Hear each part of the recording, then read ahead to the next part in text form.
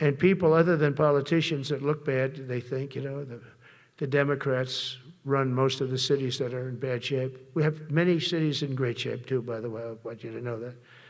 But it seems that the ones that are run by the radical left Democrats, what they've done to San Francisco, Chicago, New York, Los Angeles, they're very unsafe places. And we're going to straighten them out one by one.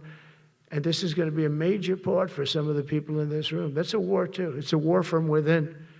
Controlling the physical territory of our border is essential to national security. We can't let these people in. We had no people enter in the last 4 months. Zero. Even I can't believe that. We had millions coming in, pouring in. 25 million all told. And of those 25 million, many of them should never be in our country. They would take their worst people and their people from prisons and jail, and they'd put them in a caravan and they'd walk up. CNN was interviewing one person.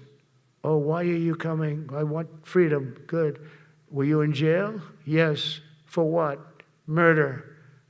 I said, you're in for, you had to see this anchor, a young woman. She's like, I couldn't believe. She'll probably lose her job, but because the left doesn't want to hear that. But we're running it based on common sense and based on love of our country.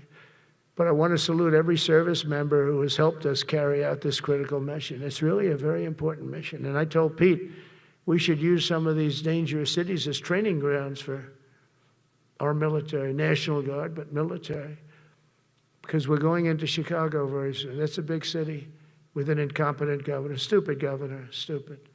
They threw him out of his family business. He was so stupid. I know the family. He becomes governor. He's got money.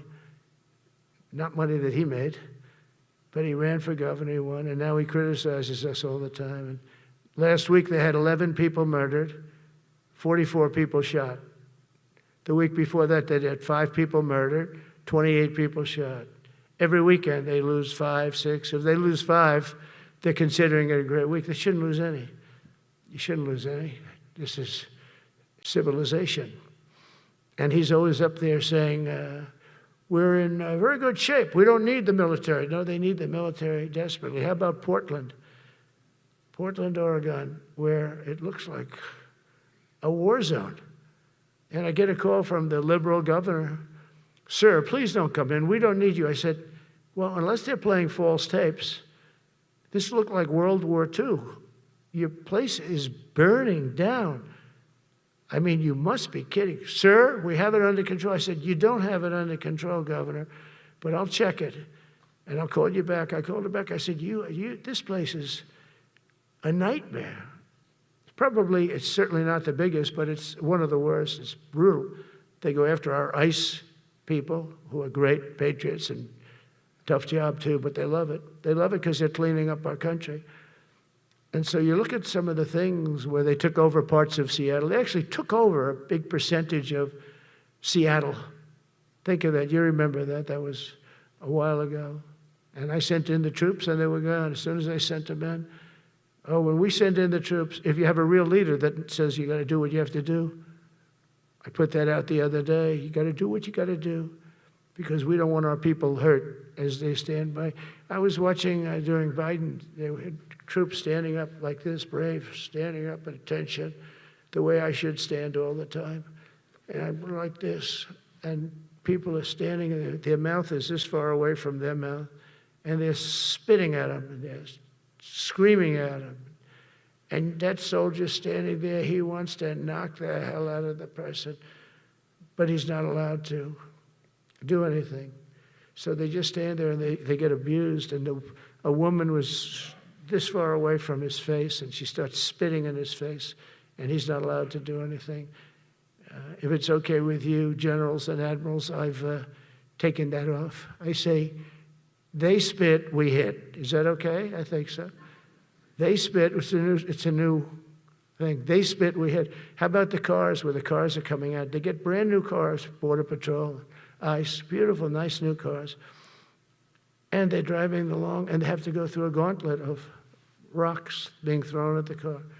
So here's this beautiful brand new car. By the time it goes 100 yards, it's destroyed. These guys have pretty good arms, some of them. and they're throwing bricks at full force into the window and into the car. It looks like it's a war zone. And I said, never let that happen again. From now on, if that ever happens, and I say it here, you get out of that car and you can do whatever the hell you want to do. Because those people are, you can die from that. Those bricks go through the windows, you can die. They'd like it to. They'd like it to go through the window. But this was a couple of months ago. They just kept driving and bricks are hitting the car. And I said, why aren't they stopping? Because they were under orders from the past administration, never stop. But that's different with us. We stop. And since I gave that order, we haven't had that problem. It's very interesting. It's amazing. It's just like in Venezuela. You've seen the boats going. We can't find any more boats. They're carrying drugs, massive. Every boat kills about 25,000 people. That's what they have. They had fentanyl mostly and a lot of other drugs. And we take them out, and we've taken out 4. And it's on air. Everybody gets to see it. Not that we like to do that, but every boat kills 25,000 on average. Some people say more. You see these boats, they're stacked up with bags of white powder. That's mostly fentanyl and other drugs too. And now we have a problem. General Kane says, sir, there are no boats out there. Not even fishing boats. They don't want to go fishing. I don't blame them. There'll be no fishing today. But it's amazing what strength will do, because all we want to do is stop drugs from flowing into our country. It's destroying. We lost 300,000 people died last year. Everybody knows friends, many friends probably, that you lost a child, or adults too, but you lost a son or daughter because of what's coming into our border.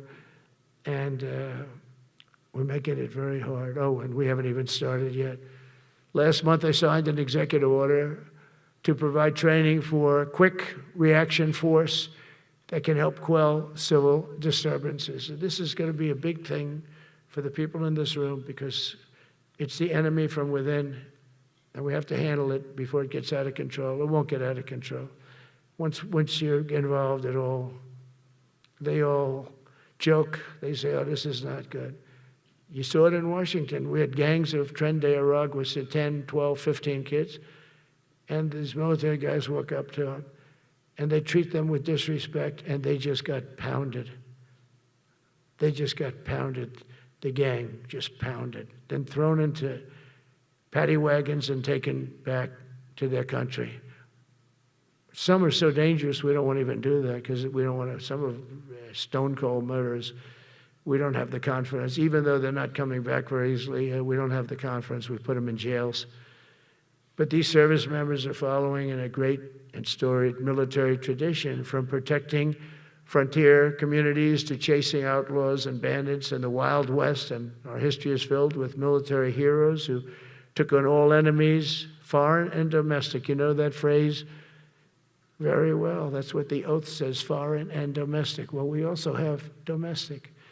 George Washington, Abraham Lincoln, Grover Cleveland, George Bush, and others all use the armed forces to keep domestic order and peace.